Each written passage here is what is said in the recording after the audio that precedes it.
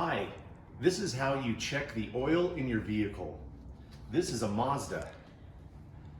This is the cap where you would put oil into your car using a funnel and a bottle of oil.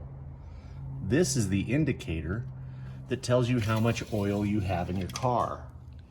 You want to pull this long stick out and you want to look at it, but the thing that you do is you wipe the oil off of it because it gets stirred up when you're driving. So you want to get a true level.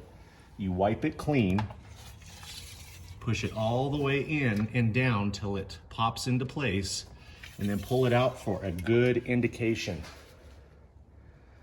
There's two marks on the bottom of this stick.